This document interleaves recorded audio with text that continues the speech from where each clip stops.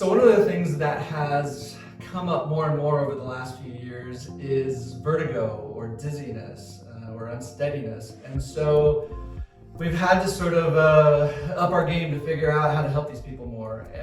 You learn a little bit in school, but I went ahead and learned more, taking some courses on learning more about vestibular and inner ear conditions. So one of the interesting things that you find is that this is the inner ear, and there's a part of the ear that's called the cochlear, which is the hearing part, which is this part. The rest of it has to do with your equilibrium and your balance, and being aware of where you're at in space. So part of it has to do with, when I tip my head and I look down, there's a certain amount where my brain can tell that I'm leaning forward or if I'm leaning sideways. And that's sort of deep in here, and there are little mechanisms in there that have crystals or particles that sit on top, kind of like if you had gravel sitting on top of a chunk of gelatin.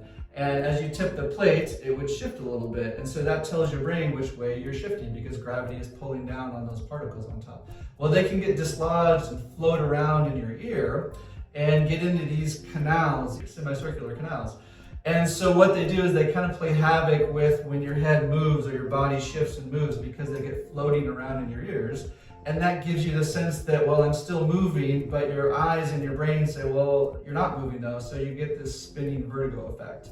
And so there are positional changes, maneuvers that you can do to adjust to get those crystals out of there. And so that's something we've had to learn more about as far as where exactly are the crystals and which ear is it and which maneuver is the best maneuver for this particular person.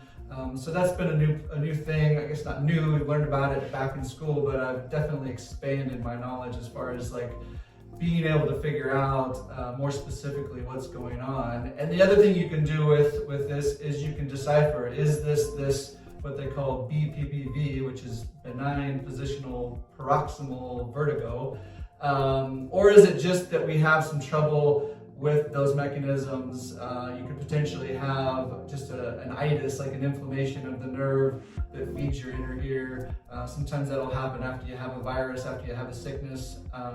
So there are a few other conditions there. Sometimes you can have just an age-related hypofunction, which just means that the hairs, the nerve fibers in there just deteriorate over time and don't function as well. And so you have one ear that maybe doesn't work as good as the other, and that creates some instability issues. So figuring out those things and then coming up with a treatment plan to address those has been a newer part, I guess, over the last few years, and it's been fun to develop and to be able to help people more extensively with cases that we maybe years ago didn't have as much comfort with.